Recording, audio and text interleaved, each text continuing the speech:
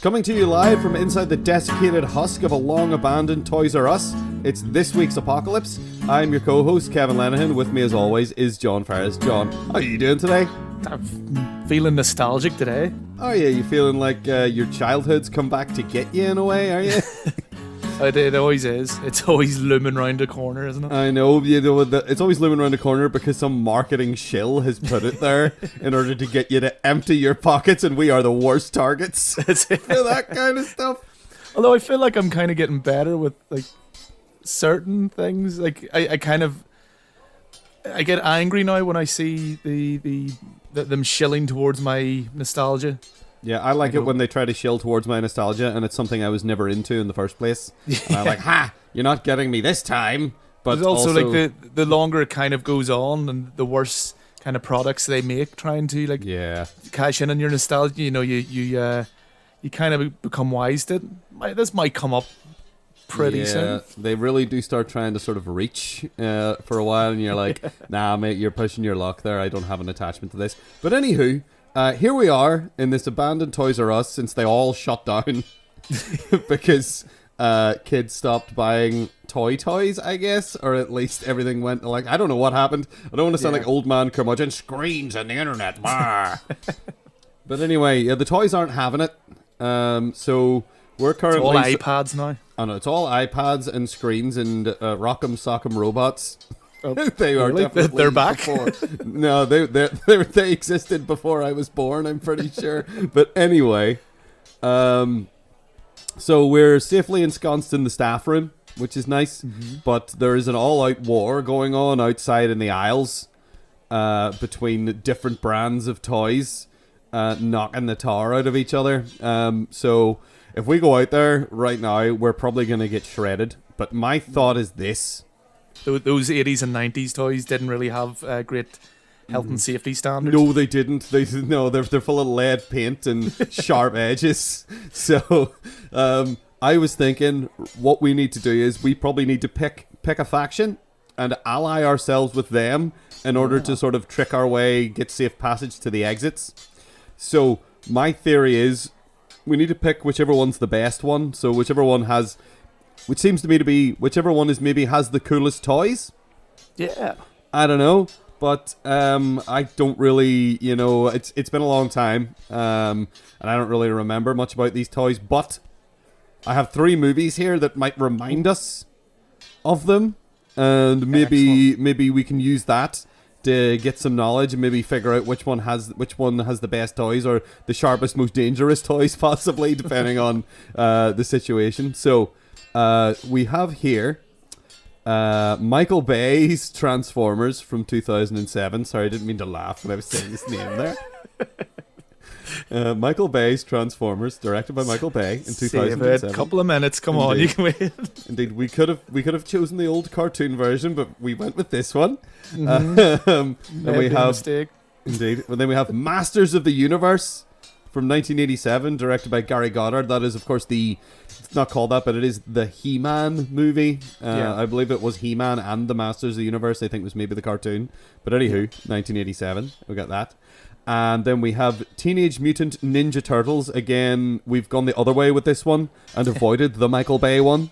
Going with the 1990, going with the 1990 Steve Barron version of Teenage Mutant Ninja Turtles. Or Hero Turtles, depending on what region you happen to be in when you saw it. Yeah.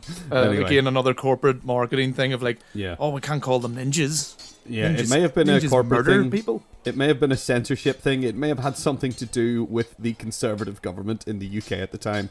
But anyway, that's what I remember hearing at the time when I was a kid. But anyway, let's watch these films. Okay, so Michael Bay's Transformers from 2007, a movie based on a cartoon based on toys. So John, what did you feel? What did you think about? I think it was the toys not first. The toys. I think it was. I think there was. It was. I think no, the toys came from Japan, and then they were kind of toys and cartoon. I think were like this joint venture. Yeah. At the same time of we're going to do this and they're going to sell these toys with this cartoon and vice versa, and it's going to be a conglomerate thing. I was watching kind of in preparation for this. I watched a good bit of the Toys That Made Us series on Netflix. Yeah, they've covered a lot of this sort of these particular brands, I think. It kind of makes you sick when you see a lot of this, and you're going, wow, my childhood was completely fabricated. It was just this commoditized, just like it was just aimed at making kids annoy their parents into spending money, I guess. Yeah. It seemed to be the way. So what did you think? But what did you think of the movie Transformers from 2007? What were you saying? Oh yes, like let's talk about something completely different still. Let's talk about. Do you want to talk about it? You want to talk about another series we watched on Netflix? Yeah. Yeah. Do you want to talk about the Toys That Made Us instead of talking about? That would probably be. If I have to answer this, this movie is a slog to get through. It's out of these three movies that we covered, this one has a gargantuan budget of 147 million apparently. That's what I found about it, and you would have been safer just flushing it down the toilet. This is absolutely horrendous. Like it doesn't even share that much DNA with and I kind of think we both probably out of all these franchises as kids were closer connected with the Transformers. Probably I would say that's the one I was playing with most. Yeah. But as I was about to say there, it doesn't even share DNA with the cartoon series really, apart from the superficial things like the names and the voices. They went and got a few of the voice actors to do. They got Optimus Prime basically. They did not. The guy Megatron is not Megatron as far as I know, and he doesn't sound like him at all. The connections are basically there's the name, and there is sort of some weird stuff with, like, in the original cartoon movie there was this matrix of leadership or whatever that they were after to, like, that Optimus Prime had in his chest that made him Prime. Yeah. And then there was a whole thing about that, and they sort of try to, like, substitute this weird box in this movie for that. They didn't. They were going to call the box the Matrix, but the Matrix came out, and they didn't want they didn't want confusion. They didn't want the kiddies going, what? Stupid, but that's... Where's Keanu Reeves? Yeah, what's a Matrix? What? That's not what a Matrix is. Lawrence Fishburne told me what a Matrix was, and that's not one. Yeah, exactly. So there's so little to this film, even though it is so long. It's like 2.5 hours. Oh, there's a lot of jingoism, if you like jingoism in your movie. There's a lot of America military rar. Yeah, and let's stomp around and solve all the world's problems or whatever it is. And that might be because he kind of, whether it was Michael Bay or whoever, they kind of cut a deal with the army, and that's why a lot of their helicopters and their transport vehicles are shown quite a lot in this. There's fucking long shots with just military. Oh, that's upsetting. Yeah, and the uniforms that the actors were wearing. Yeah, they were provided by the army. Okay. So, yeah. All right. So it's basically just a propaganda film. Yeah, it seems like it. So let's just start out with all the positive things about this movie. I thought we did. Yeah, I was just about to I just tried to think of something there and I couldn't really think of anything. It's too long. It's boring. It has a few really good actors in it that are terrible in it. Yeah. Although the one, you know what, I do have one positive thing to say about this film, and that's spill it. And that's that John Voight says robot. And I love that. He keeps saying robot. Yeah, you have to cling on to whatever you can get, really, don't you? He doesn't say robot, he says robots. He keeps calling them robots, and I love that. John Turturro's in this movie, and he is just embarrassing. I mean, it's not his... I'm going to say it's not any of these people's fault, necessarily, because John Turturro is a fantastic actor. Oh, yeah. But in this, it's hard to see him.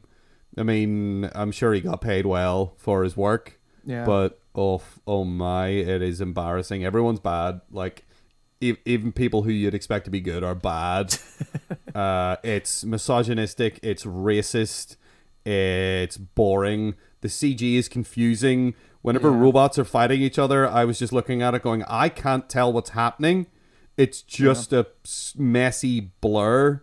Do you remember in 2000, I think it was around 2004, so about 3 years before this movie, there was a Citroen car advert where it changed, it transformed into like a robot, and I think it danced to like Justin Timberlake or something. Yeah.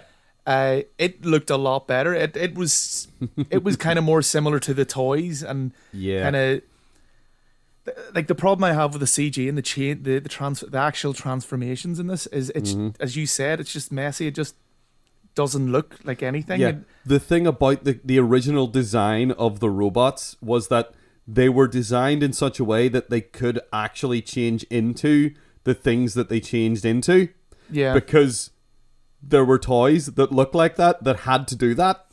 So they actually were things. But whereas in this, what happens is it becomes a messy blur of shrapnel. Yeah, it's almost like the T-1000 in some cases. And then they have the actual sound effect from the cartoon, which was supposed to emulate the sound of mechanical things happening. But here it just seems like it's an MP3 playing out of a speaker inside the robot that goes meh, meh, meh, meh, meh, like that. And you're just like, why is that sound even happening?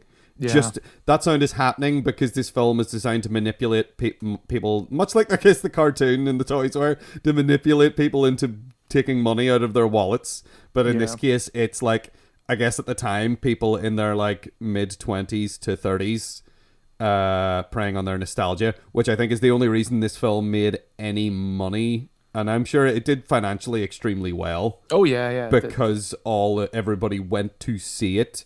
Because nostalgia. Now, I did not pay money to see this in the cinema because I saw the trailer and I knew immediately I did not want to see it. In fact, I think I had only seen this movie before with the riff tracks on it. Yeah. That was the only way I'd seen this movie before, and I watched it this time and I was so bored. It's incredibly long for having no real substance in it.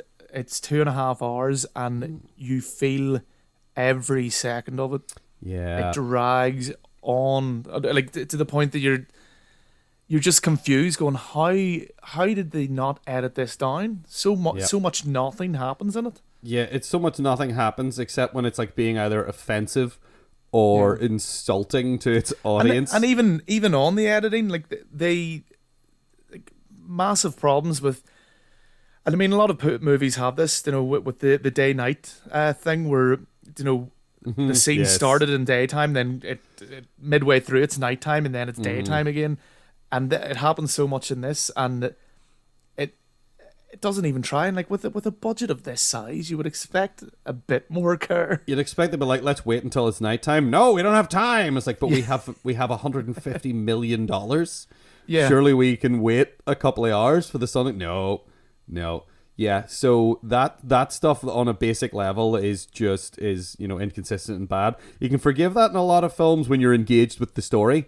Yeah. But this film is so unengaging because nothing happens except when stupid things are happening. That's the only time I really sat up and paid attention, was when something was happening that was so illogical and stupid. Like, there are points where the Transformers become absolute morons out of nowhere.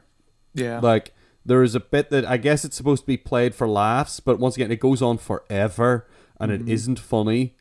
And it doesn't make any sense. Oh, yes, sneaking around the garden. Yes. Yeah. Yes. They're all like, forgot about that. Oh, let's not get seen by the protagonist's mom and dad. Yeah. And they all, it's like that scene in Big Hero 6 when his battery is running out and he's acting like he's drunk and he's like shushing and stuff, and it's really funny. But for some reason that's what's happening to these Transformers for no reason. They just suddenly become bumbling idiots because they needed some comedy to keep the kids' attention. Yeah, the comedy falls flat every time. And it's really, really bad. Again, we could go through each thing of like, the writing's bad, characters are non-existent really. even the ones that existed in the cartoon, who do you know, like let's take the big one, Optimus Prime. Yep.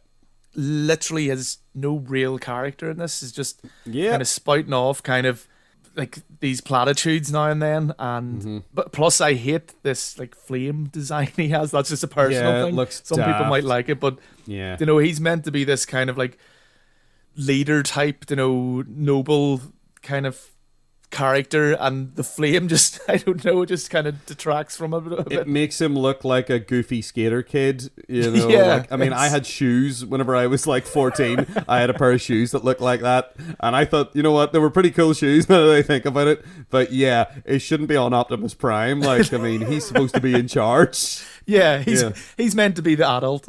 Let's put it he's that supposed way. to be the adult of the group, and there isn't one. Like, you could, like, even, you know, if Bumblebee was like that and had all these decals and things, you can kind of go, yeah, that makes sense. He's like, he almost seems like a juvenile type Transformer, but then that leads into whole things of like, do they age? Do they have gender? Yeah, that's a bunch of nerdy, let's peel back the layers of the universe thing that I am not interested in. Which, you know, if anyone gets into that with Transformers, they probably need to be locked up in a safe room.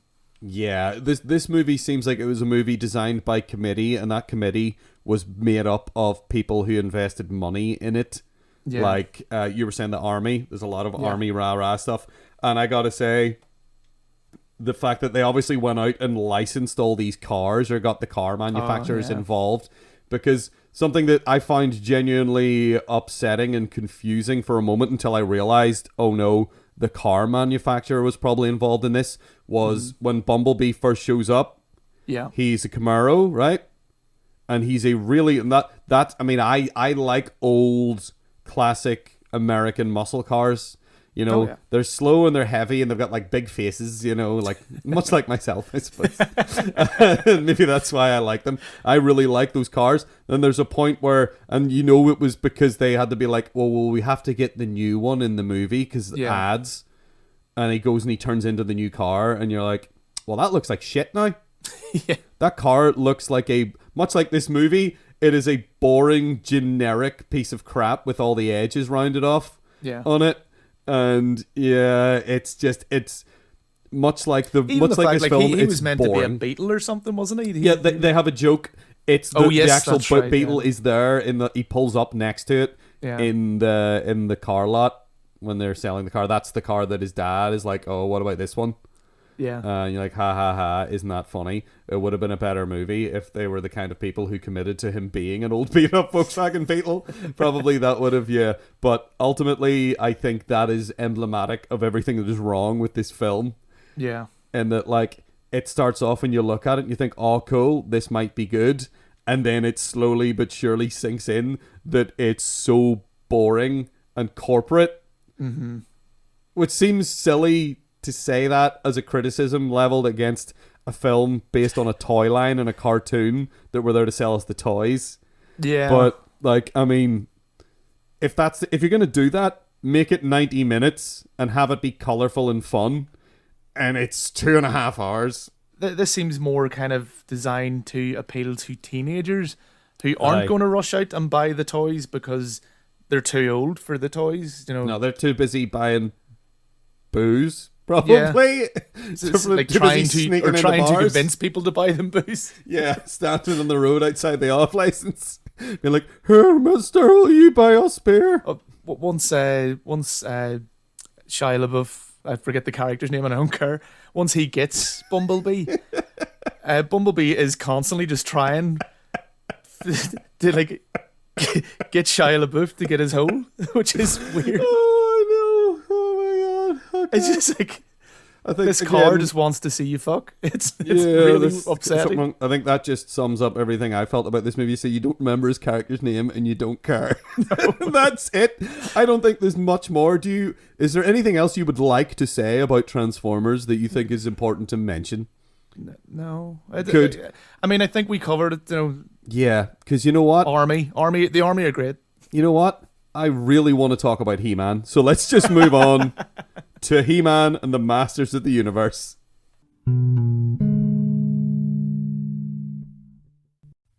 Okay, well, I think I just heard a crowd of Furbies wake up out there and lay into the battle, which is creepy and bad for everyone.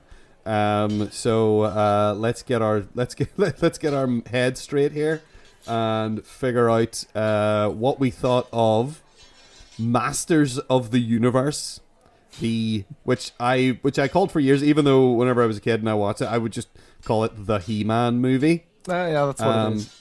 Yeah. let's Although be I real. feel now as an adult, I prefer to think of it as the Skeletor movie. But I mean, what I did find out about the whole kind of franchise is they added Masters of the Universe. They added that whole like Masters of the Universe like thing to the title because they wanted to sell more toys and because of this whole like insidious, attitude of let's get more money out of parents.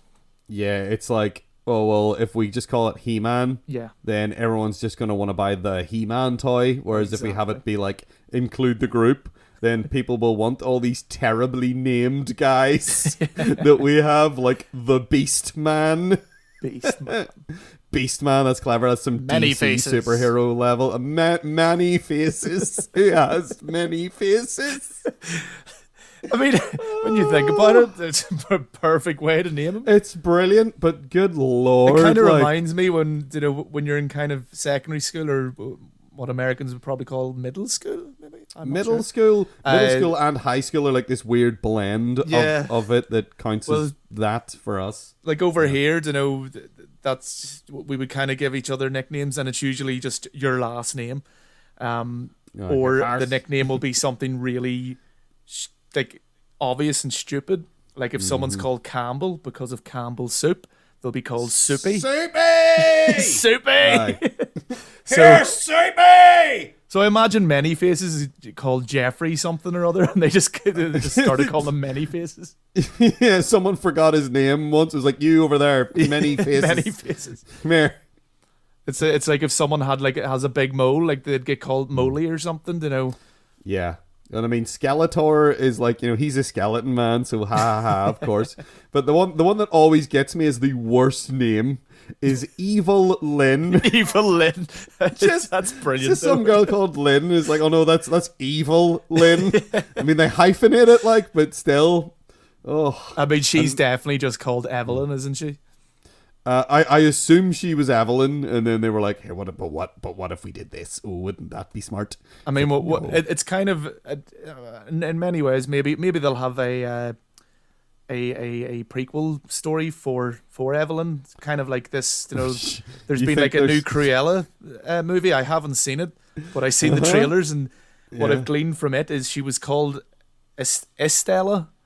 Like she was named Estella at birth, but she takes on the moniker Cruella, and maybe that's Evelyn. Maybe. Okay, so that's like something she chose herself. Yeah. She went, maybe fine, well, if everyone's going to be a fear. dick to me, I'm just going to be Evil Lynn. The self-fulfilling prophecy. Yeah, I'm Evil Lynn. It's so bad. But anyway, let's talk about this movie. Oh, yeah. John, how did you feel about the movie in general? This movie's terrible, but it's great. Yeah. I mean, it's pure trash, but it's great. It's bad Star Wars. It's like... I mean, from the very start, the title music is like a complete rip-off of Star Wars. Yeah. Yeah. It's brilliant. Everything about the beginning, you're just like, this is just like the start of Star Wars. Yeah. And it starts off like... Basically, the beginning of it is the start of Return of the Jedi. What are you talking about? Their stormtroopers are wearing black. That's true. That's the thing. That's what they just did, a palette swap. It's like in a video game, like a fighting game. If you have like the best example, I guess, is like Mortal Kombat. Yeah. And they have like Sub-Zero and Scorpion, and it's literally the same guy, but they literally just went in with a computer and changed the color of his clothes. This is their reptile or noob Sabat. Yeah, there's so many just different colored ninjas that are literally the same guy in the same pose, the same pictures essentially that they colored in. Yeah. So they've just done that with stormtroopers from Star Wars, and then made their little sort of masks a wee bit pointier. But they actually kind of look, to me, they actually kind of look a lot like, whenever I saw them in relief, I was like, they kind of look like some of like the enemies from the new Wolfenstein games. And then I suddenly realized, oh no, wait, that they look like Nazi stormtroopers. Yeah, well, yeah. They gave them like leather jackets that they put stuff on, but they just look like Nazi stormtroopers, which is dicey. But yeah, so everyone's bad in this. Courtney Cox is in this. She's terrible. Yeah. Dolph Lundgren is just doing the Dolph Lundgren thing. Well, I mean, like in fairness to, sorry, in fairness to Dolph, he hadn't really been speaking English long. Clearly, I haven't either. But so like he was trying to learn English. And is this before or after Rocky 3? Because he barely does. He's supposed to be Russian, I think. Yeah, I think it's after Rocky 3. Yeah, he only has like 2 or 3 lines, I think, in that film. Yeah. Yeah, so he doesn't speak a lot of English in that. So I could see that. So yeah, like his accent's not too strong though as well. Like I mean, he does all right as far as like the pronunciation and all that stuff goes. It's not like Arnold Schwarzenegger, who's been living in America forever and still sounds like he's from a farm in Austria. Yeah, well, that's true. Well, apparently they were originally planning to overdub a different voice actor over him, but it was in his contract that he had 3 attempts. It's really weird, but they didn't even have the time to do more than one, so it was like a first take kind of thing. Like, so they had to go with whatever he came out with. Yeah. Well, like I suppose you can't be that critical of him. My main point is that just like all of these sort of good guys are so boring and their performances are so lackluster. But when you get to the villains, and that's where this film lives for me, is in the bad guys. It's brilliant because they're all off the chain as far as just like chewing the scenery goes. All of them. Like Evil Lynn, like she's so great. She's so, you know. She's just got this sort of wicked, sort of nasty sneer the whole time. Like she's really full of herself and really proud of how evil she's being, which lends credence to your "I named myself Evil Lynn" theory. That's the kind of thing that character would do. Yeah, exactly. And also, she's played by an actress who was in They Live, which was directed by John Carpenter. John Carpenter. Yay! We have an alumni. Huzzah! Yeah, she gets like extra points for that. Yeah, she's like the corporate lady whose house he ends up in, I think, and she works for the TV station. And anyway, we'll get to They Live later when we do They Live. But that's a film I fucking love for how corny it is, and that also leaches into this. Yeah, the corniness of just like all of the villains. Like Beastman is fun because he's just running around growling all the time and is so stupid.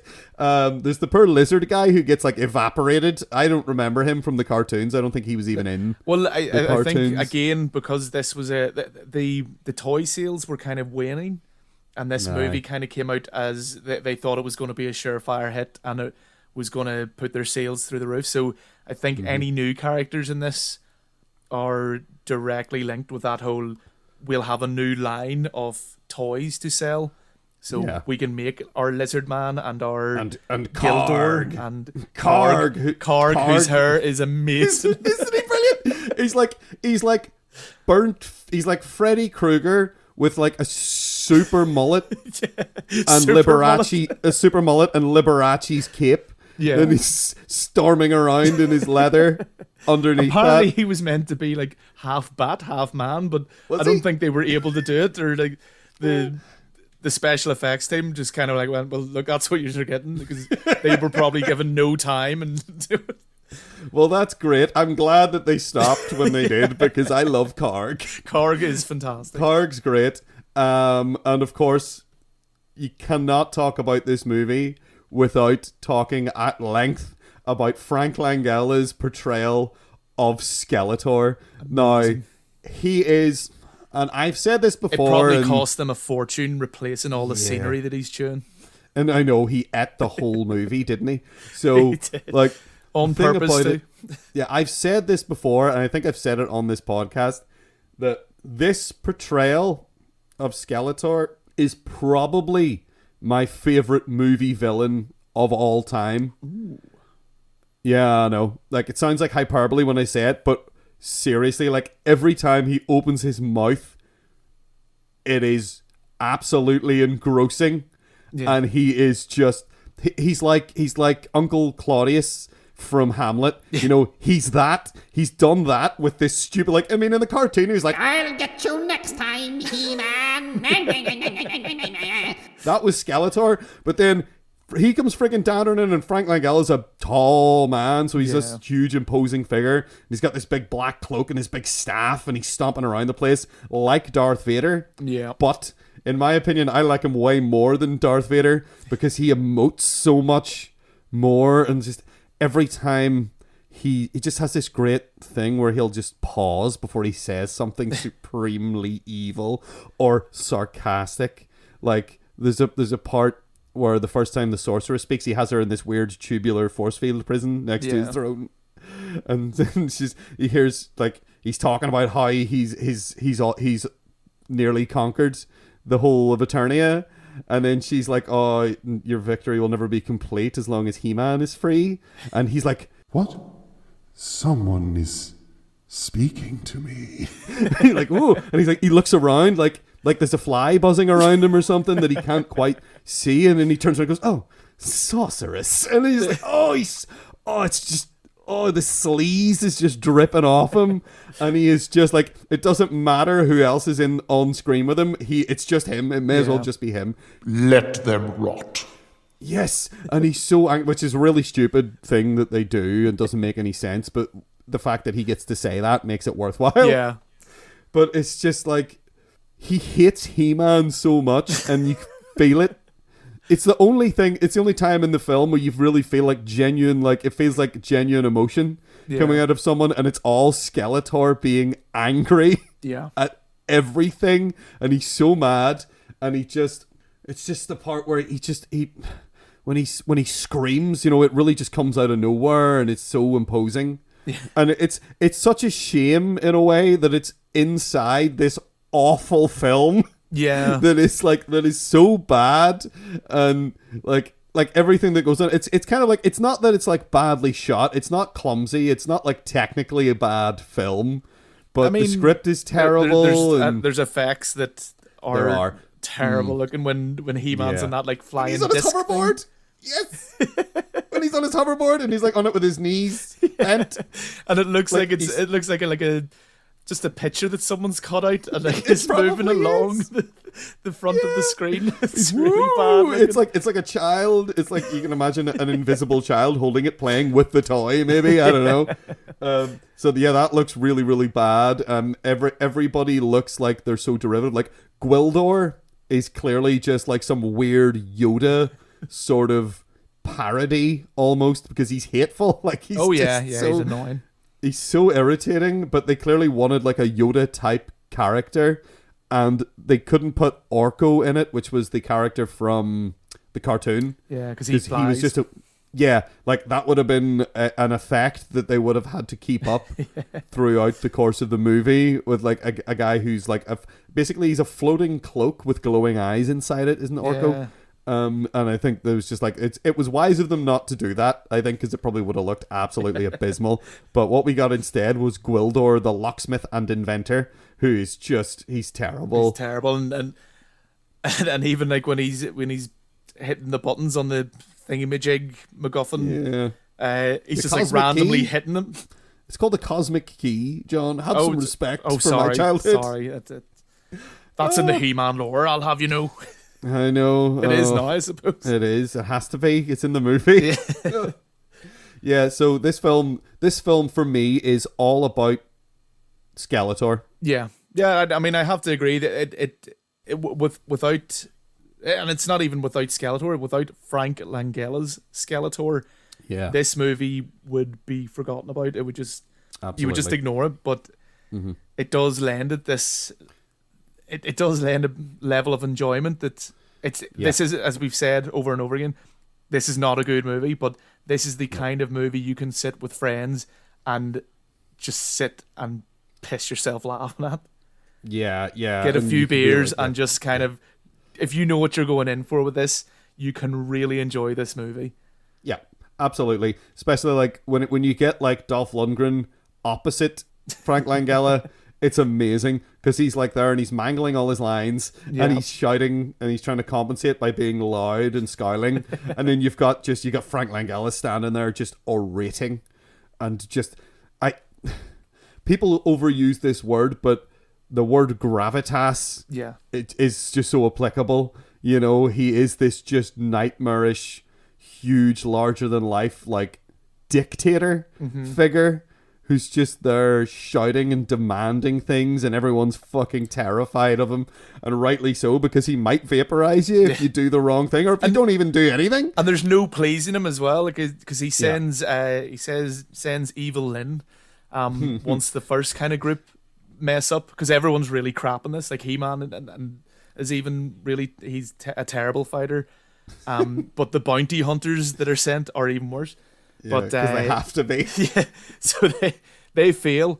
Evil Lynn gets sent because she's pretty competent, and she gets the cosmic key, and doesn't manage to get He-Man, but she rings him. The whole point was to get the cosmic key. She rings Skeletor and goes, she's pretty pleased with herself. I got the key, thinking he's going to be like, oh, you're amazing. And he just goes, and what about He-Man? Yeah, he's always got something else. It's like, but what about this other thing that's really hard to do? It's like, I will come there myself. Yeah, you're like, Jesus Christ, dude. Come on. Like, it's like we've all worked for a boss like that, Evil Lynn did the right thing, just leave him to it. Yeah, it was just like, all right, you come and do it then. I'll go and sit in the staff room and wait for you to fucking finish the job how you want it done. You asshole. Yeah, so all that stuff's great. All the interactions between Skeletor and his minions are brilliant. Yeah. But then we got to talk about, obviously, like you've mentioned already, the Star Wars thing. Like, this movie is like just this. It's like they just watched like Return of the Jedi and maybe a wee bit of Empire, and we're let's do this. But they were also distracted doing other things at the same time, so they never really got the full picture. They never got they never got the context. Yeah, they didn't get what's going on. Yeah, but the whole thing leads up to sort of a finale, which is basically like they were trying to do my favorite part of Return of the Jedi, actually, which is the confrontation with the Emperor and Luke Skywalker and Darth Vader in the Emperor's throne room on the Death Star. Yeah, because that's a great scene in amongst all the Ewok nonsense. It flicks back, obviously, up to the Death Star, and you have this great sort of back and forth, sort of like everyone, they're all sort of trapped together in a way. And it's a conversation mostly that's happening that then devolves into a duel eventually, and it's like super intense. That was always my favorite thing about Return of the Jedi, was the escalation during that scene of like Luke being tempted and people getting angry and trying to calm himself down and all that stuff. So they try to do that, but without any of that nuance at all. Where it's just basically, this guy's evil and this guy's good, and that's it. This is when Skeletor gets his golden Shao Kahn hat. Which I don't understand what the power of the universe is, and it doesn't make any sense. But he's like, I'm a god, and like, but he sells it really well because it's Frank Langella, and he's doing. Like the power of the universe didn't really serve him too well, but he definitely sells it. He's a great salesman, if nothing else. He is. I would buy the power of the universe from Frank Langella if he came round to my house and went, check it out, mate. And then you go home and it falls apart. Immediately the first thing that happens is it breaks. Yeah. Or you turn up in that golden armor, but as soon as you take it off, like your skin's all green underward. Yeah. It's like, oh right, okay, so this is like copper. Okay, I get it. Yeah. So they have that whole thing, and then they have it be like, oh, everyone teleported in to save the day, blah blah blah. They have a gunfight, and then in amongst the gunfight they have what is essentially the lightsaber fight from Return of the Jedi between Skeletor and He-Man. But I love how bad the fights are in this. Where like He-Man, for a large portion of his fights, just holds his sword static and waits for people to hit it. It's just wonderful. Like, there clearly wasn't a fight choreographer anywhere, even in the vicinity. It was like the people doing the fights were probably all stuntmen, and then they had Dolph Lundgren standing in the middle, like, okay, how are we going to try and make it look like Dolph Lundgren is fighting me without him really moving very much? Yeah. Maybe we'll get away with it, and they kind of didn't. But that fight, that fight especially is particularly egregious because it's clearly not done on the set. It's clearly done in like a black room with a spotlight shining in the camera, so you can't see that it's not Frank Langella being Skeletor because he's doing all the fighting and spinning his like staff around and stuff. Yeah. And it's just really obvious that like that's not him. Yeah. And it's like it's a different film grain and everything, and it just like you're just like, this is not part of that scene. This is just a fight like happening somewhere else. And then for some reason I don't understand the plot point of he broke his staff, so now he doesn't have the power of the universe anymore. I don't think the writers really sat down and thought too long about this. It was literally they had to have some way for He-Man to beat him. Like you would imagine, the power of the universe. The power of the universe is within you.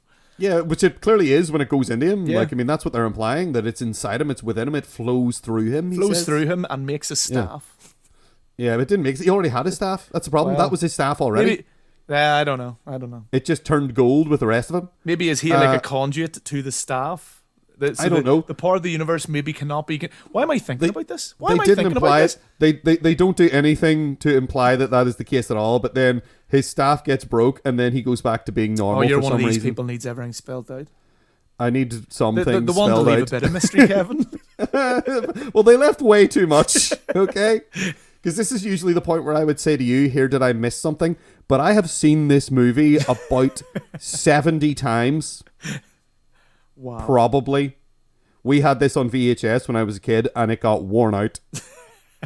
It got worn out. It was on so much. It was on constantly. Along it's with another one of those films. Horrors. Yes, another. Yeah, it's one of those films. One of those like Terminator 2, Little Shop of Horrors, and this were never off the TV. And Beverly Hills Cop 1 as well. The first Beverly Hills Cop was another one taped off TV. I mean, that got worn out. It's probably the worst out of those movies, but I can understand as a kid. Yeah, I seen it many times as well as a child. Yeah. So I saw this movie a lot, and they even have like back to the Return of the Jedi. So they even do the Emperor falling down into the core of the Death Star shot with Skeletor, and it's exactly the same. It's exactly the same. Only there's no explosion. Only it looks a lot worse. It does look a lot worse for a movie that came out like 6 years later or something. You'd think it'd look a bit better, but it does not. And then something confusing happens.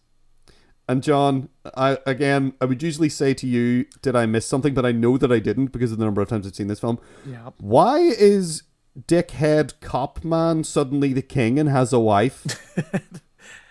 I don't know. It's all very, very strange. Like he got there and he shot some discount stormtroopers with a shotgun. Yeah. And then He-Man is he beats the king, Skeletor. or is he just like kind of?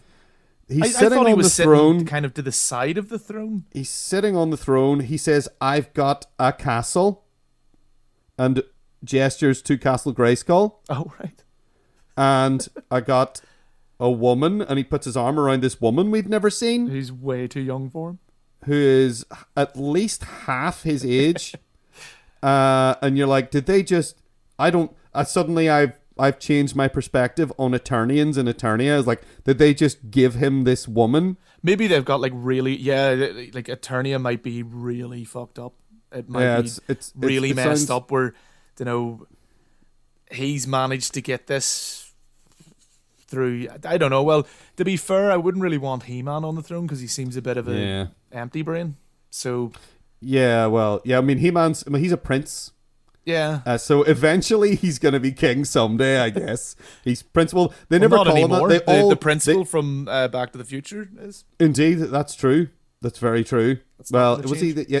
I'm not going to get into whether or not he was the actual principal of the school or not. I don't remember. It doesn't matter. But good that you mentioned Back to the Future because they also rip off the end of Back to the Future. Then, right after that, with Courtney Cox's nice wee segue supposedly, there, wasn't it? yeah, indeed, with Courtney Cox's supposedly dead parents who died in a plane crash, and then they're going back home, and she's like, "No, don't send it to Bear," and she doesn't even get to say where she wants to go, but somehow she ends up before her parents died and saves her parents, and it's just like the end of Back to the Future when he goes to his house Yeah. and his parents are rich and all that stuff. But they just do that, and it's rubbish. Now, John, I have to ask you: did you sit all the way through to the end of the credits?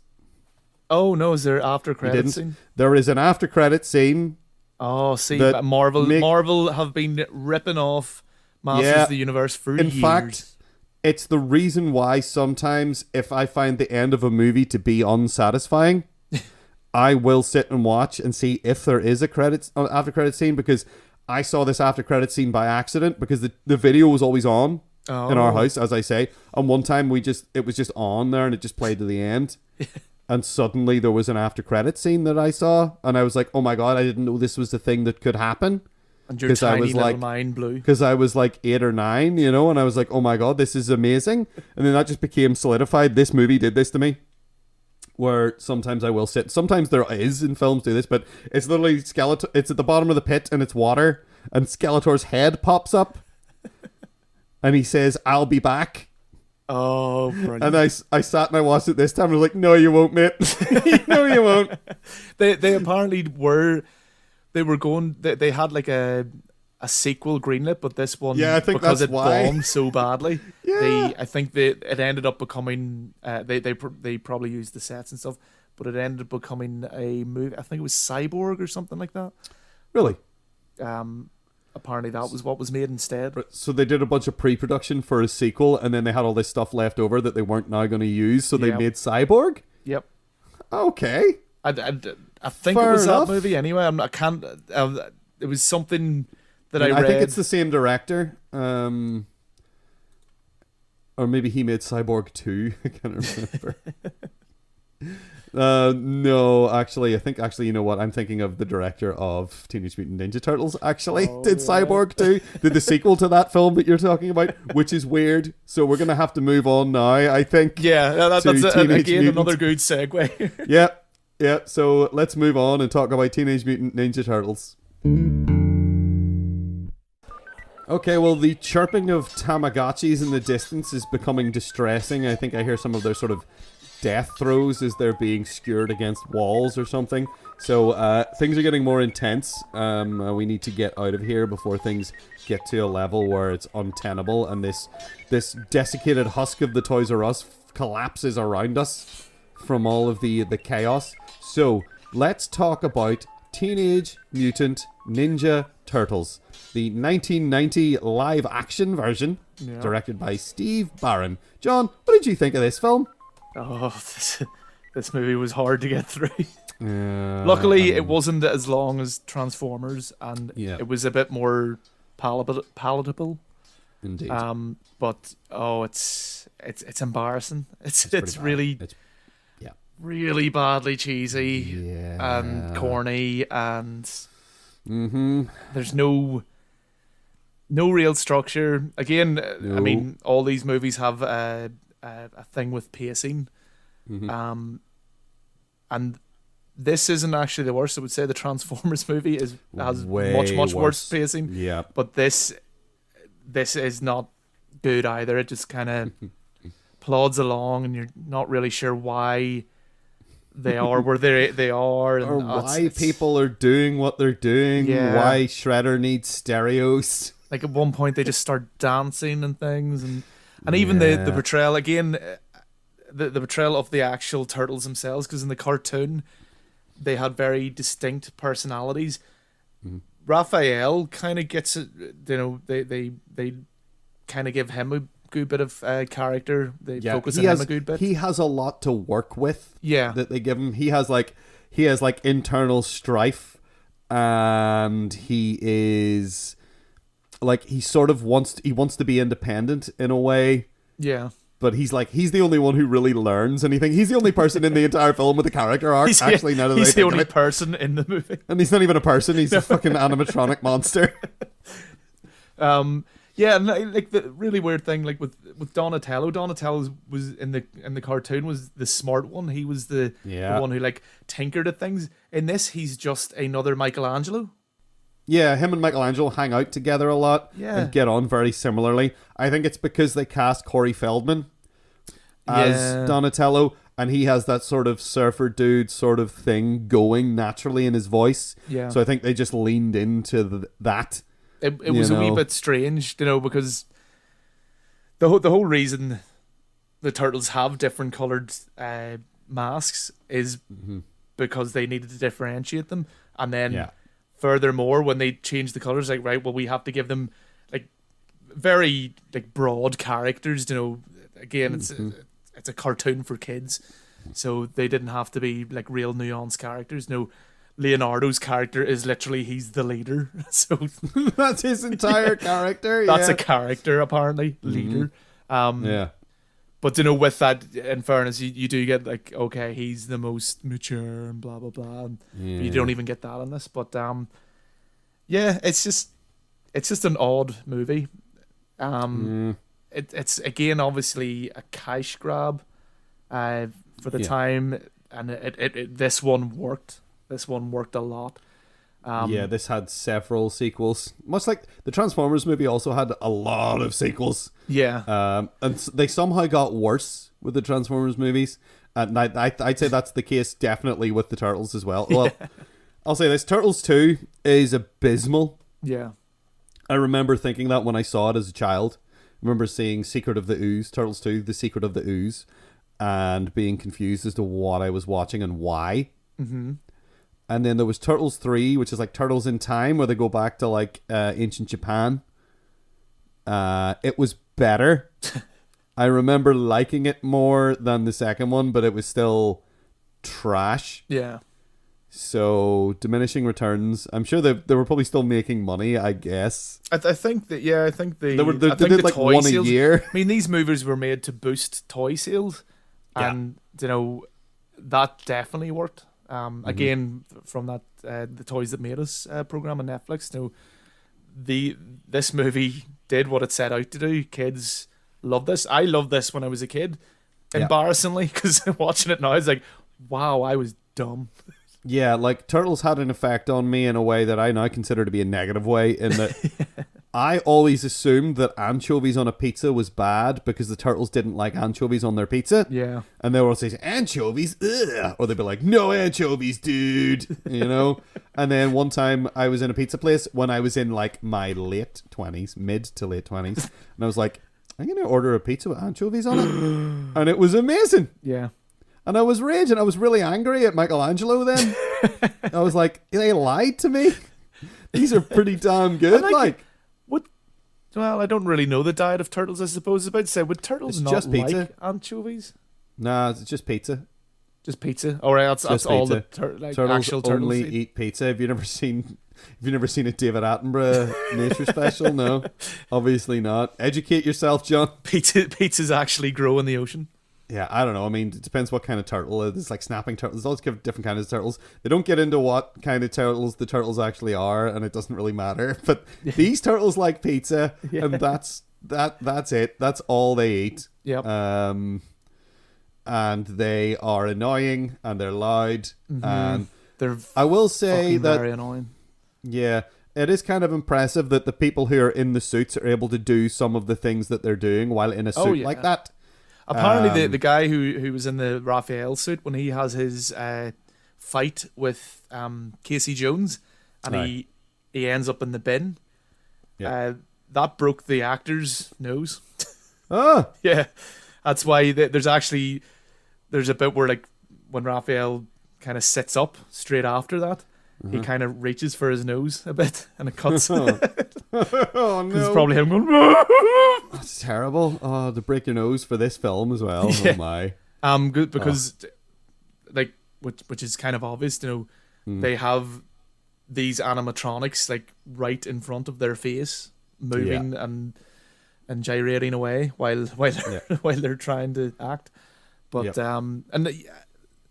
and the effects are impressive for the puppetry involved with the turtles and with Splinter look really good. Mm-hmm. It's just a shame that it's with these annoying characters. It's the Jim Henson workshop. There's a lot of like names in the credits I recognized. And Jim Henson was not happy with the level of violence either. Really? Yeah, he didn't like that his puppetry was being used for violence. Oh dear. Yeah, that's pretty bad. Because like Brian Henson, like his son, I think worked on a lot of the film. He's like a puppeteer listed on it, I think. Yeah. And Kevin Clash, who is the voice of Elmo, is in this movie a lot. I think he is Splinter, maybe. Yeah. I think he's the voice of I Splinter. do like Splinter in this. Like I like. Yeah, Splinter's all right. Splinter's a good character. I don't know if he has an arc as such. No. But I mean, okay, he's the he doesn't need one. the mentor character. He doesn't really get one. He's there to be. Well, he's there to be listened to. Yeah, he's there to. He beats Shredder up like he's nothing. Yeah, he steps to the side and then grabs the thing that Shredder's got and flips him over, and then Casey Jones crushes him in a bin lorry. But we know he doesn't die because he comes back in the second one. Also, I love that Shredder seems to be wearing like the Diana Ross range of love his clothing jumpsuit, his sparkly jumpsuit. Looks like something from the 70s, from like a disco era. In fact, that's my favorite thing about him is he's wearing a sparkly jumpsuit, and his cape is a silver tiger print. Yeah. Which is actually really, really cool. But you don't really get to see it very much, except whenever his attendant guy is sort of helping him like get his cape off.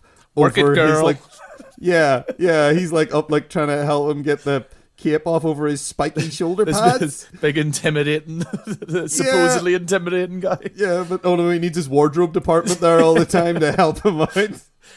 You call this glitter?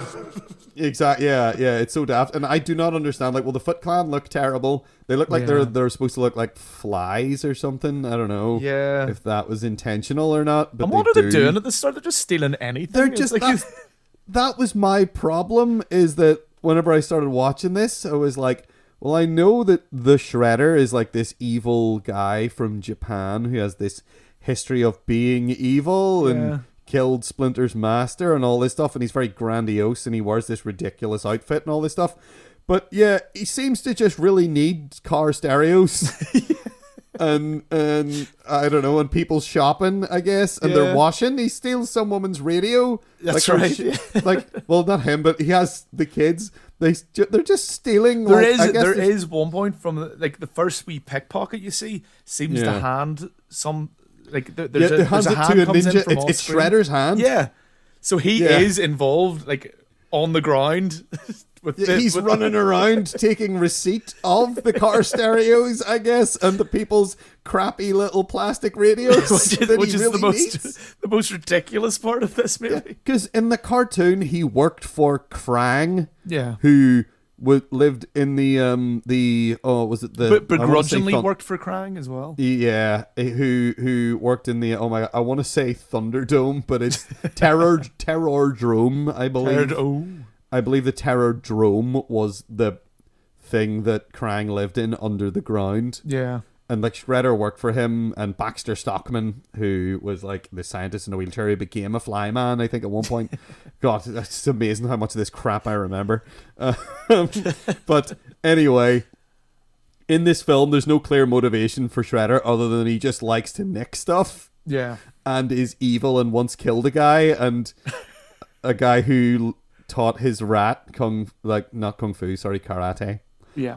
It's very different. And the wee rat practicing the martial arts. It's the best scene in the whole movie. Brilliant. Yeah, that's the best part. So I'm gonna say that I sort of did enjoy watching this because of all these terrible inconsistencies.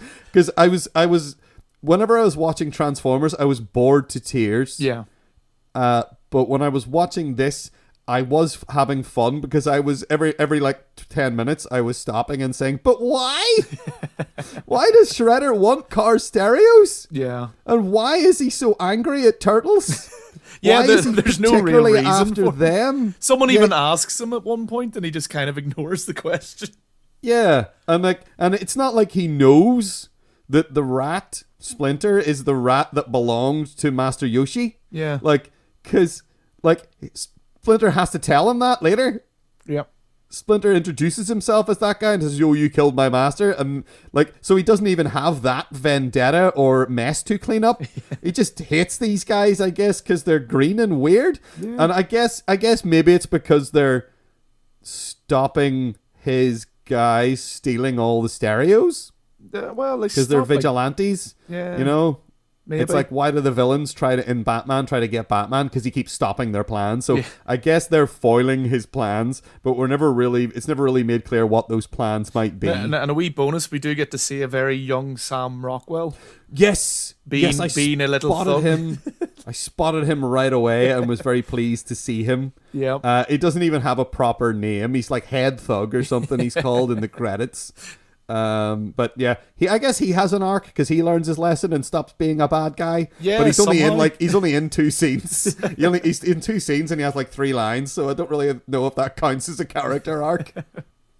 And aside from that, I like seeing there's Elias Koteas, who plays Casey Jones, is a good actor and has been in things that I like. Yeah. He was in a very good film, a film that I thought was very good anyway, that we might actually end up covering on this show at some point.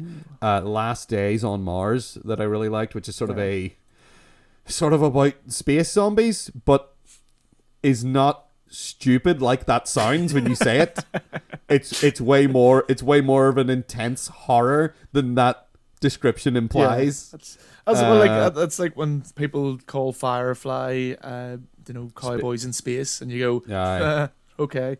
It's a little derivative. It's a little what's the word? Derivative?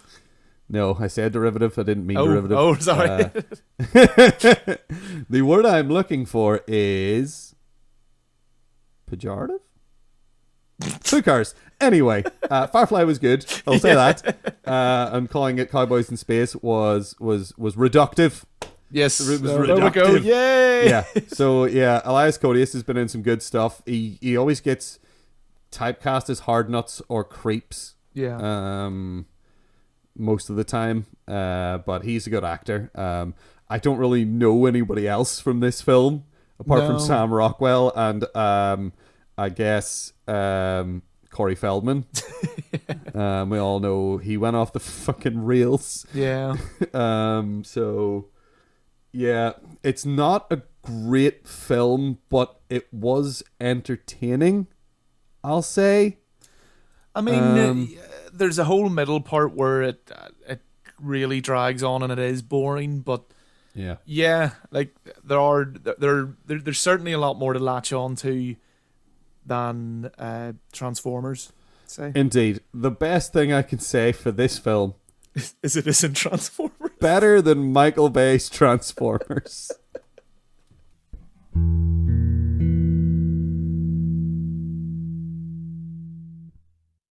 Well, the fighting outside has reached fever pitch. There's a lot of the sound of little plastic heads being lopped off and hitting the walls and floors. So I think first we gotta figure out, before we confront the danger. I think first we gotta figure out, and I think it's gonna be obvious, at least for me, which of these which we thought was the best movie. So which of these 3 films is the best one? So I am firmly in the Masters of the Universe camp, I think. Purely on the strength of Frank Langella's performance and to a lesser extent Meg Foster as Evil Lynn. Like they're great. Like she's great at being evil and he is fantastic at being evil. Yeah. His performance carries that movie. It's not a good film in any sort of, by any stretch of the imagination. It's one of those so bad it's good kind of things. Yeah. But again, that's very subjective in the sense that well, I suppose all movies are, aren't they? All art is. But there's some people maybe won't get anything out of it, but for me personally, I find it enjoyably bad. Yeah, the cheesy 80s-ness of it, like the almost like completely not self-aware nature of how corny they're being sometimes is somewhat something of the appeal, I think. I mean, my theory for this, because I think we're both firmly in the Masters of the Universe camp. Oh, okay, then good. It's good to know I have an ally. I mean, I kind of think the reason it does kind of beat these two out is there is passion in it somewhere. It might just be those performances, but there is enough passion, and they really sell it. And like Frank Langella did this, he took on this role because his son loved the character. Yeah. So, he wanted to kind of impress his son. He wanted to do it for his son, and he really does a brilliant job. And from what is essentially like a very serious actor, he does this. Like he knows what he's in, so he hams it up and he eats the scenery, chews the hell out of the scenery, and does a fantastic job. Whereas Transformers in particular is devoid of any real passion, and in fact, the tiny little bit that I read up on it, because I didn't even want to really look too far into this movie, I found out that Michael Bay didn't even like the Transformers, didn't know much about them.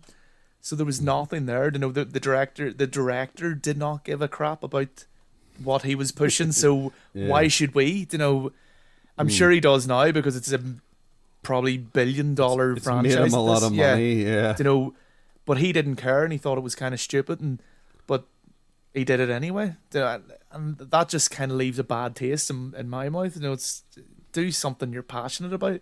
Like, you've been given a shit ton of money to make something like kind of that it could at least be kind of cool, or something. You could have something in it. And I also get a sense in the Teenage Mutant Ninja Turtles that there's not a lot of passion in it. It's more just, again, it's another cash grab, albeit a bit more closer to the to what the fans wanted. So it kind of gets away with a wee bit more, maybe. If we're going to like rate these films based on their faith to the source material, Turtles is probably the one. Yeah. But Masters of the Universe is a better film because Frank Langella doesn't get on like Skeletor from the cartoon. Because if he did, it wouldn't be Frank Langella. They'd have to cast somebody else.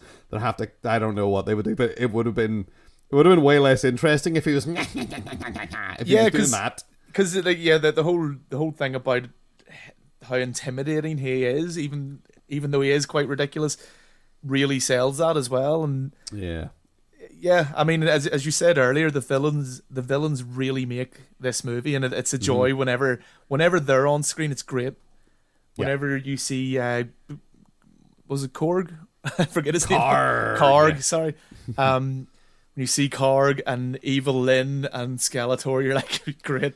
Yeah, and then Korg is hilarious because you can tell that actor's really trying to move his face under all that makeup, and it's barely making a difference. And again, that's something that adds to it, is like, all these like face masks they're wearing, and they can't emote or do anything. Yeah, especially Korg.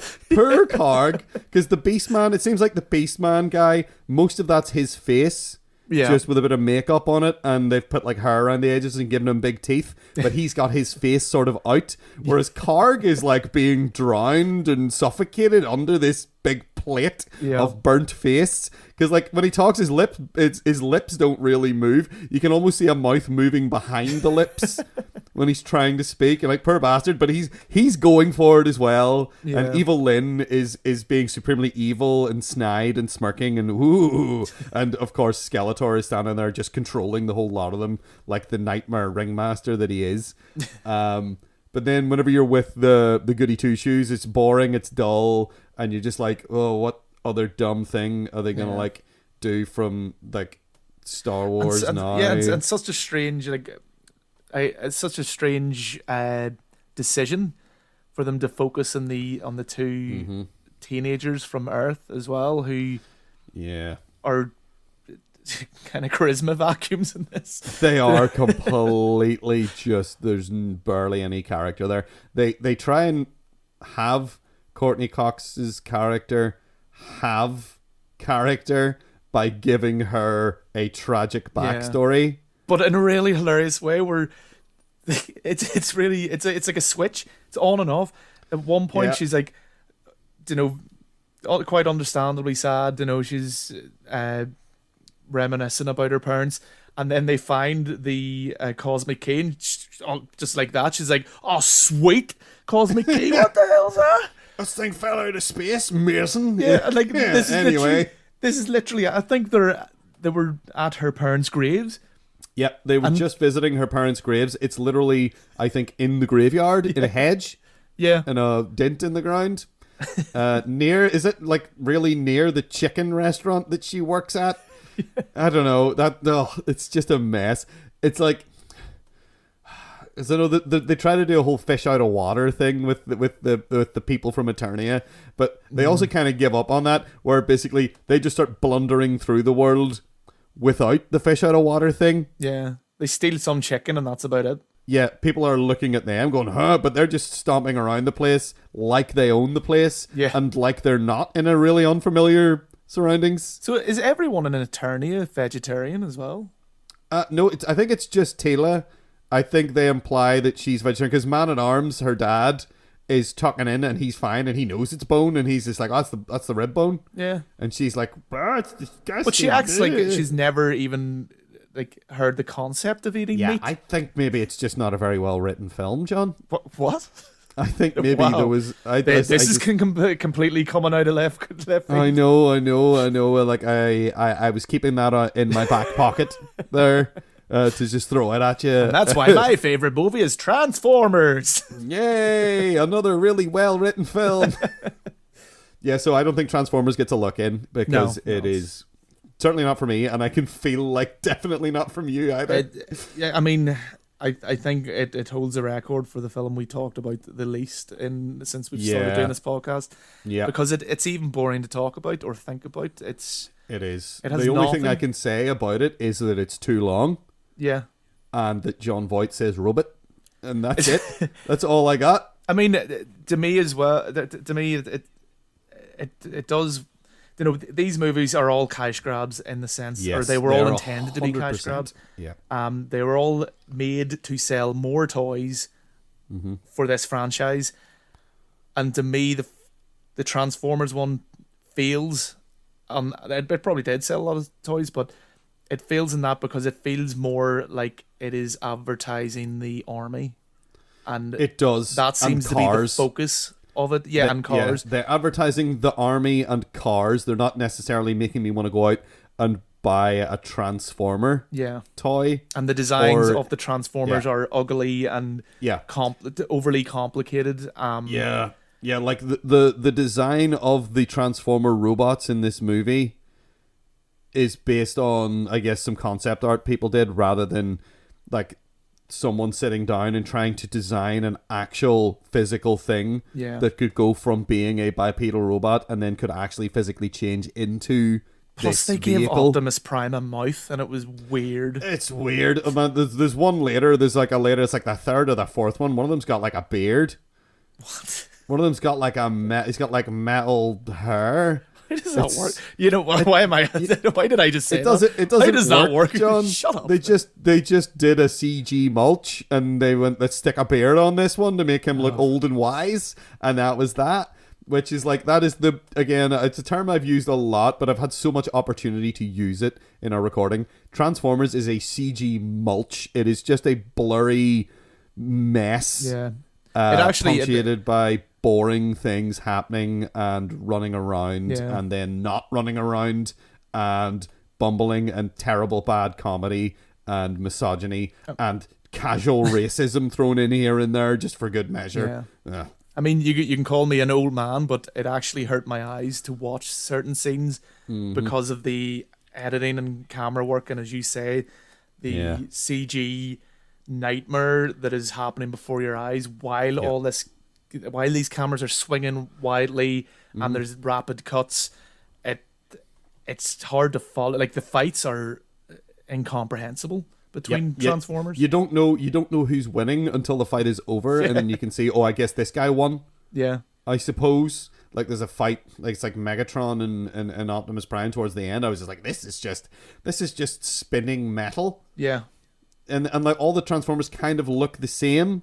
Plus, So- how did he catch Shia LaBeouf and not break every bone in his body? Yeah, and also, I mean, I'm sure this is something people have covered in other reviews, but like, why did they give Shia LaBeouf the box in the first place? Oh, he's the main character. When they're all big robots and they could get their way faster. Because he's the and protagonist. not get killed. I know that, John. I'm just being a dick. No, I don't think Right. you're being a dick. I think, dude. Yeah, I think this movie is being the dick.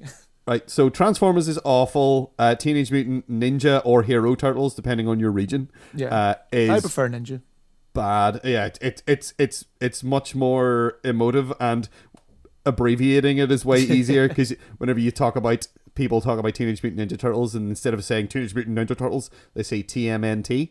Yep. Whereas that's really hard to do with TMHT. It doesn't. It come just off doesn't so well. roll off the tongue as easy. Yeah, it just doesn't sound good, and it sounds stupid when you hear the two theme tunes. Yeah. You know, and you hear Teenage Mutant Ninja Turtles, and then you hear Teenage Mutant Hero Turtles. It sounds stupid. And I'm pretty sure it was a censorship thing because it was all about, like, they didn't like the idea of ninjas in general in culture. I think it was Europe specifically. Sort of a hangover from the Kung Fu era, the Kung Fu invasion. Like, with, like, there was a lot of stuff happened with, like, Bruce Lee movies where they ended up having to, like, people tried to ban them because they thought it would make kids violent. Yeah. And they, like, there was, in particular, I recall in the movie Enter the Dragon, there is a scene with nunchucks that I didn't see until I was, like, again in my 20s at some point, because it was cut out of the UK release of it. Yeah. Because I guess kids started making nunchucks, which is really dangerous. So they cut that out. And I think, like, again, there was a conservative government in the UK for a long time, for a period there, and they tried to ban everything that was part of the whole, like, video nasties era of them trying to ban films for being tasteless and stuff like that. And they tried to extend that to everything they didn't like, which included things that might be seen as too violent and appeal to children, like Bruce Lee movies. I mean, I know I've been watching Bruce Lee movies since I was like 7 or something, and they were great. So I understand that was appealing, but it didn't make me want to go out and hit people. You're not particularly a violent person. I've known you for quite some time now. No, I'd like to think not. No, so they were wrong, but of course they were wrong. I should actually ask you at this point, because we probably should have covered it when we were talking about TMNT. Who was your favorite turtle? Whenever I was a kid, it's important to know this. Like I really liked Leonardo. I think it was because he had the swords. coolest weapon. Yeah, he had the coolest weapon. He had a goddamn katana.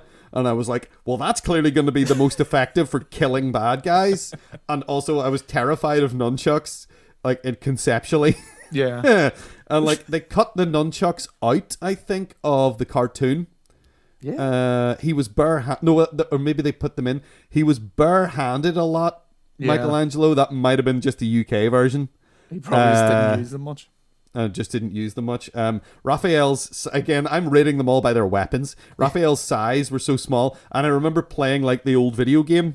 Yeah. And it was either the best people to pick, well, like, the worst person to pick was Raphael, because he didn't have any reach. I remember liking Leonardo, because he had sort of an overhand swipe. This is so stupid that this is my way. But, like, bad guys coming in from above, you could get with Leonardo much more easy. But then Michelangelo and Donatello were basically the same character, with the nunchucks and the staff. Yeah. And you could just get people, but they were cool. But Leonardo, I always liked Leonardo. I think I like because he had he had his little blue bandana and he had swords. Yeah. That's about as deep as I got. I think. I like the idea that Donatello built machines. Yeah. See, he was my favorite, but I think it might have been like an inferiority complex. That, you know, all I deserve is a stick. Oh, just give him what have we got lying here? It might have just come from, like, you know, there's a broom or a mop there, and you know, my mum's broom, and I can just, like, take the head off, and then there we go. And that's a bow staff. And Donatello. Yeah, whereas I'm in the position where I'm like, where am I going to get a sword? I'm 8. You're running about with 2 of the kitchen knives, and your man's Yeah. ah! No one's going to buy me a sword, and I'm not allowed near the knives. So, whoops, picked the wrong one. Yeah. So yeah, that's me. I did actually also quite like Casey Jones. Yeah. Because he had a big cool mask, and he had a big cool mask and a gravelly voice. I think that was it. But as far as turtles go, Leonardo was my guy. I liked him. I like the fact that he was calm and meditated and stuff as well. I don't know why I like that, because I'm not into any of that shit at all now. But he just seemed like he was a really together guy. Yeah. Maybe that's why. And everyone else was kind of grody. And That makes sense. Yeah. I don't know. Michelangelo's a complete idiot, and he's just stanker. Like, he doesn't wash. Like, and it's he's kind of crusty, strange like, he's saying crusty. that Michelangelo was a complete idiot, because now, back then the name Michelangelo referenced the turtle for me. Kind of now talking about now that I'm 37, I think Michelangelo, I think the painter. So. Yeah, the Renaissance artist Michelangelo. Yeah, which they're all named after, of course. Yeah, They don't Michelangelo's an explain idiot. that What? in the movie. They don't explain in the movie why he just I named them, and then he just says all their names. And you're like, okay, it's weird that you picked all these painters, but cool. It's just the guys that did the comics did that, so whatever. Yeah. So we're both on. Definitely, we're both on Masters Universe as it's the best of these 3 films. Oh yes, we're not going to say it's a wild, fantastic film, but out of these 3 films, it's definitely the best one. It's the best movie ever made about toys. Which toys are the coolest toys of these 3? And I think for me, I feel like it has to be Transformers. Yeah. The film is garbage, but the toys were so cool. The toys were amazing. The toys were actually, I mean, again, especially, having not really thought about it, I'm really glad I watched that, the Toys That Made Us thing, the 3rd time I mentioned it. But you really do, they really do paint the picture of this blew everyone's mind at the time. And it's such a cool idea as well. Yeah, because I remember having one that turned into 3 things. Like, I had this guy, he was obviously 3 if you include the robot, which of course you do. Yeah. So he would go from a bipedal robot into a sand dune buggy thing, and then you could fold that into a helicopter. Yeah. And it was really cool. I thought that was friggin' amazing. My favorite. Who was your favorite Transformer now? Who's the best Transformer? I kind of like you with the Turtles. I liked the leader. I liked Optimus Prime when it came to the Transformers. So maybe I got the Transformers later, and I'd got a confidence. That inferiority complex kind of dissipated. No, I really liked, I'm the leader now. Yeah, I really liked Hot Rod because he turned into again. It's much like my superficial. Oh, who's got the best weapon with the turtles? It's like Hot Rod for me turned into the coolest car. Yeah. Therefore, Hot Rod was the best. Like, if I look back now, and I think character-wise, it's probably Wheeljack maybe, or maybe Optimus. He was pretty cool, or maybe Bumblebee. My one just came from the fact that the first Transformer toy I got was actually a hand-me-down from cousins of mine. Yeah. And it just so happened to be an Optimus Prime, an older version or something. They got a new one. Mm-hmm. So that was why he was the one I had. He was the Transformer that you had to hand. Exactly. So I was like, oh, he is the best one because I have him. Yeah, he has to be because he's mine. It's even though he doesn't have the trailer. Where's the trailer? They broke the trailer or something. They lost it. Yeah, it's like whenever people used to get into arguments about whose video game console was better, but the only reason the one I have, of course. Yeah, exactly. It's the one you have, which which somebody bought for you because you're a child, you know. So it's if you had Nintendo versus Sega, it was nothing to do with I sat down and thought about this and weighed up the pros and goes. No, Christmas came around and there was either a Super Nintendo or a Mega Drive under the tree. And that was now your side that you were on. Yeah. You know, and then people would just argue about that. I think it's kind of like I think that. I had a it's Spectrum at that time, so I was just we had a ZX Spectrum, and everybody was talking about Nintendos and stuff, and we had this. We were loading games off of cassette tapes.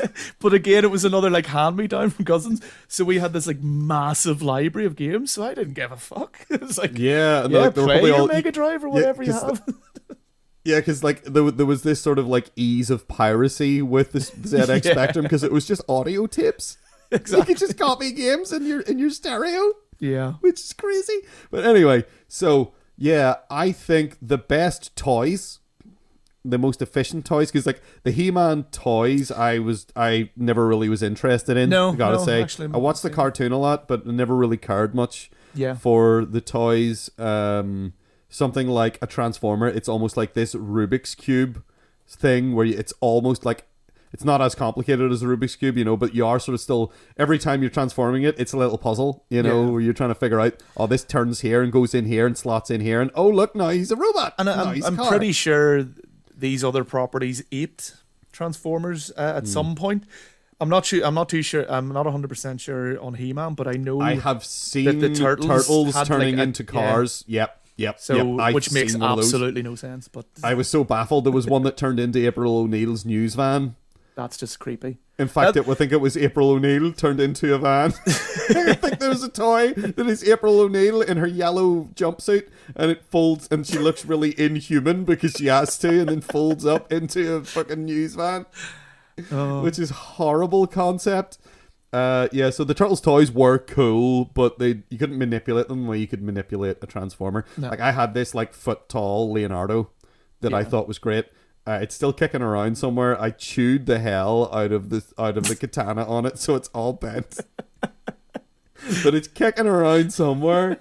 But yeah, the Transformers are the best toys. So I think as far as efficiency goes, as far as like dexterity and range of abilities, we'd be best allying ourselves with the Transformers. Yeah, definitely. I mean, you're talking planes and tanks and trucks and I know you could against turtles. And they also have like some of them have like guns in their hands, Yeah, so some of them turn into guns. Yeah, which I guess happens a few times in the film where they just inappropriately threaten to murder people. Yeah, like, is it Wheeljack? Just every now and then just goes psycho for no fucking reason. Oh, yeah. And threatens to murder humans, and Optimus Prime keeps having to tell him stop trying to remind me of that movie. I'm sorry. Right. So anyway, I think, yes, our best opportunity for allies is definitely the Transformers. Now, John, are you able to transform? No. Can you turn into anything? I can kind of like pull my t-shirt over my head and pretend to be a ninja or something. Okay, that sounds good. Okay, right, that's your thing. Yep. Okay. Sorry, that's your thing. That's your thing. You can put your t-shirt over your head and shout, "I'm a ninja," and flail around. And what can I do? I have this hoodie that looks like Iron Man. Yeah. If I zip that up and I say, "I'm one of you now," and then we just sort of run out the door. You know what? Actually, hold on. Let me have a wee look out here. Okay, they're only about 6 inches tall. I think we probably could have just walked out of here at any point. Yeah, we probably just should have looked out the door first. Yeah. We've watched all these crappy movies. We've watched all these terrible movies and it was pointless. But still, I'm glad that we were able to hash out the Transformers are cool, but the Transformers movie is the worst. Yeah. Let's just head on out of this Toys R Us and head down to the... Oh, no. GameStop closed as well, didn't it? Oh, what is even... Is there anywhere... Where am I going to buy my Funko Pops? Everything's digital now. Everything's digital now. I don't... What's it? Can I get an NFT Transformer online? It's just a GIF. Probably. It's just a GIF of something turning from a robot into a car and back again. Oh, brilliant. That's the future, isn't it? NFT collectibles. Oh, it's bad. Oh, dear. Well, you know what? At least you don't have to dust them. True. At least you can't put them on a shelf, but then you don't have to dust that shelf if you don't have it. So, great. Awesome. I think we're grand then. Right, so that's all we have time for this week. We are on Twitter. We are at 7 Day Apocalypse. That is at 7 Day Apocalypse. If you want to contact us via email, you can do so at filmcast@thisweeksapocalypse.com. That's filmcast@thisweeksapocalypse.com. All right, John, are you ready? Yeah. To Autobots roll out? Yes.